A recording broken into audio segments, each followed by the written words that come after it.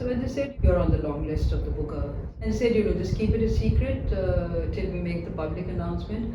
So I kept it a secret from my husband also. And so Red Samadhi becomes Tomb of Sand. Mm-hmm. So tell us how you arrived upon this. Well, I arrived upon it.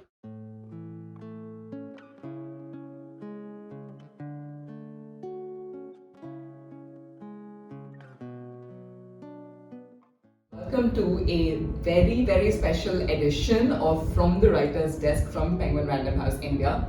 And I am super thrilled to be in conversation with two women who basically made history with Tomb of Sand. Congratulations, Geetanjali. Congratulations, Daisy. How does it feel? How does it feel to be making history like this?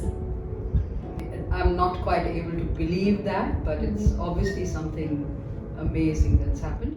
I mean, it does feel absolutely wonderful to be somehow the chosen one, to get this moment. Yeah. It feels great.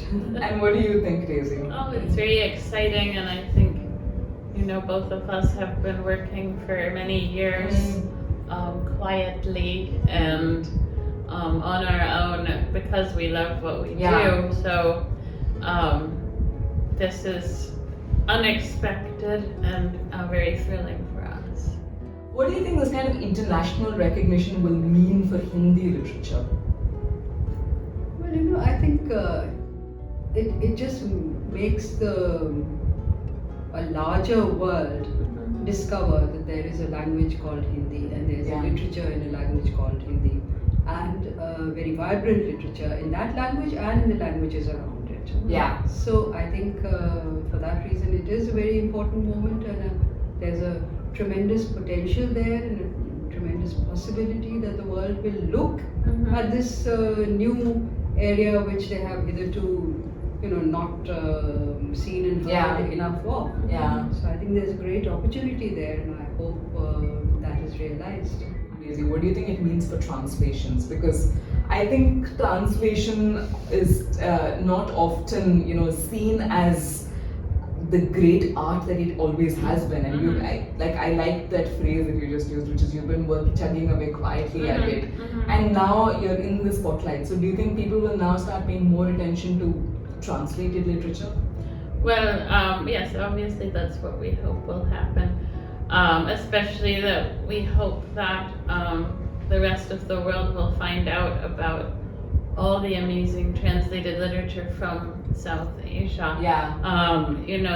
There's so much that's been happening. I think, all along there's always been translation, but I would say since the early 90s, Penguin has been bringing out translated literature, but it's never getting outside of the subcontinent. So we, of course, hope for a Tomb of Sand of Fact that will bring awareness and help these books cross borders, because they deserve to do that. Yeah, absolutely. Tell me, how does writing begin for you? Is it the idea first, or do you start writing and then the idea comes? How does it work for you? I don't have a worked out scheme, but I think it can be a different trigger each time.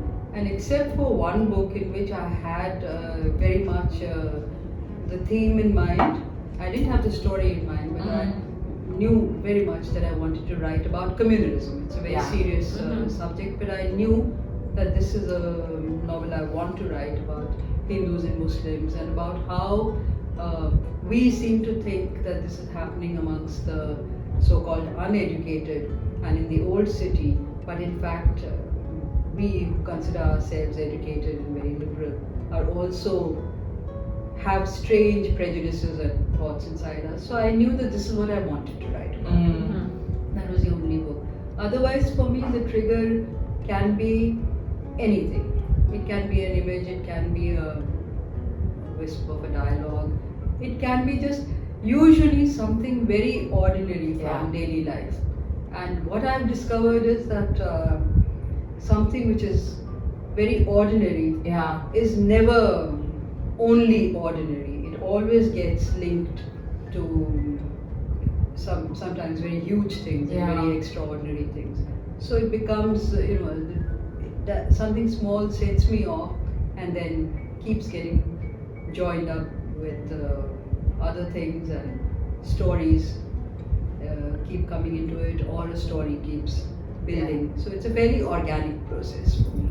And in terms of the collaboration between the two of you, do you talk throughout the process of translation, or do you then deliver a full draft to Geetanjali and then talk about it? How does it work? Well, I always do a first full rough draft with trying to not talk to anybody at all. So even if I have a lot of questions and I have problems and things like that, I write it all out by hand, and I put notes to myself. Because sometimes, like if you're taking an exam and you don't really know the answer to the first question, but if you read the whole exam, you'll find some of the answers at the end, like the way that the questions are asked. So I feel like I have to translate the entire thing, because some of my questions will be answered as I go through later, or I'll understand how she's using a particular word, or why an image was put there. It becomes clearer later. So I go through the whole thing and I type it all in, and then I started asking her questions, so probably about 2 or 3 drafts, and lots and lots and lots and lots and lots of questions. And then when I was about like 5th or 6th draft, I sent her the whole thing, and she went over it comprehensively, and then there were more questions and discussions. So layer upon layer upon layer of conversation that took place. And the Daisy and I had not met all this time. We only met a few days before the Booker announcement.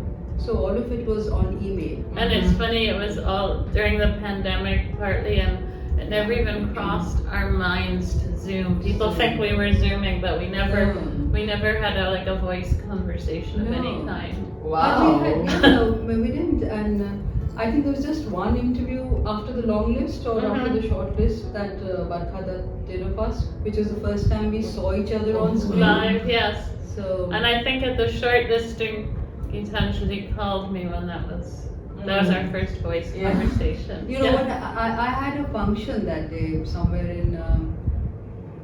It's very funny because when the long list came out, I was sent that we were told a few days before the public announcement. Unlike the final thing, which we only got to know at that moment. The long list and the short list we got to know a couple of days before the public announcement. So when the long list announcement, I got an email about it. I write in Hindi. I write in my Hindi world. I'd heard about the Booker, but I didn't really think about it. I didn't really know what all that involves. So when they said there's this, you're on the long list of the Booker something, I thought, okay, Booker, yes, I've heard about the Booker. Sounds like something. And said, just keep it a secret till we make the public announcement. So I kept it a secret from my husband also, and practically, I didn't even mention it to him, and practically also from myself. Right. And then when the long list was announced and people started, congratulating, and newspapers and other journalists started wanting to. And then did your husband say, "Why didn't you tell me?" She didn't either. But I think neither of us, because we had never thought about it, we didn't really even know what it meant. So it was only much later that, when people started speaking about it, then I began to think, this sounds like something, And there are so many translations, and obviously not everyone's getting published in the UK. They have a choice pick of what they're ready to publish. Then they have a choice pick of the translations which go there. So obviously there's something that's been chosen out there, and it's great. Then, when the short list was announced, I had a function at the Cervantes Institute. So I was there, and I don't know, did you send me a message? Yeah, maybe I did. So she sent me a message. Have you seen your email? Yes, that's I thought, my God, I daren't believe. Yeah, she didn't want to open it. So then when I went back home, I said, "What is it, Daisy? I can't bear, she wouldn't open her email. Please tell me, what is it?" So I think she wrote some funny Yeah. And then you called and you spoke to each other for the That first was the time. first time we Yeah. heard each other's voice. But we'd had like an email exchange a few Mm. weeks before the long list. It was kind of, she asked plaintively, will anyone ever, read Yeah. our book? Or because nobody had reviewed it. It had been Yeah. out in the UK maybe 6 Right. months, and Yeah. it was like Yeah. No reviews. hardly anybody had Yeah. read it. But like we joke, our husbands were our only readers. So tell me about the title. I know that the only thing, or possibly the only thing you guys had a disagreement on was the title. So Ret Samadhi becomes Tomb of Sand. Mhm. So tell us how you arrived upon this. Well, I arrived upon it. But she was very wickedly supported by the publisher. Yes, yes. So they kind of ganged up against me. Yeah. What do you think the title should have been? Well, I wanted the word samadhi to be there. Yeah. Mhm. And as it happened, samadhi was already in the Oxford English Dictionary or the Cambridge Dictionary and everything. And even if it hadn't been there, I would have said, words are constantly being taken into other languages. Let samadhi go into English and let them learn a Yeah, new word, yeah. a new concept. Mhm. But I think Daisy and the publisher, they both felt, perhaps rightly so, they felt, that you name it something like Samadhi, Sand Samadhi or something like that, Yeah. then people when they go into the bookshop and see this book, they might think it's, something about Eastern spiritualism, Mhm. yoga and, Mhm. meditation. So they didn't want to have a, title which would kind of brand it, Yeah. introduce a new prejudice. Yeah. Or make it feel inaccessible. Yeah. Yeah. Inaccessible. So I thought, that argument made sense to me, Mhm. but I was a bit concerned about, the word tomb for samadhi because they're both completely different. Huh. Yeah. Yeah. But when I chose Tomb, I was thinking, why did I choose it? And it was because I was thinking of the Gandhi Samadhi. Oh. So that's like a kind of tomb that's not a mausoleum, but a resting place, or Yeah. it's called the Samadhi because, it's sort of giving him a Buddha-like image that he's still there somehow, Yeah. for us. But part of the compromise is that I went all out teaching the word Samadhi in the book. So we have the definition Yeah. right at the beginning. That's right. Yeah. And then I worked pretty hard to define it sort of subtly within the text, so that by the end I'm only using the word samadhi and never any of the translations for So it. she consoled me. Yeah. She said, so don't worry, in the book there'll be They lots will of learn samadhi. it.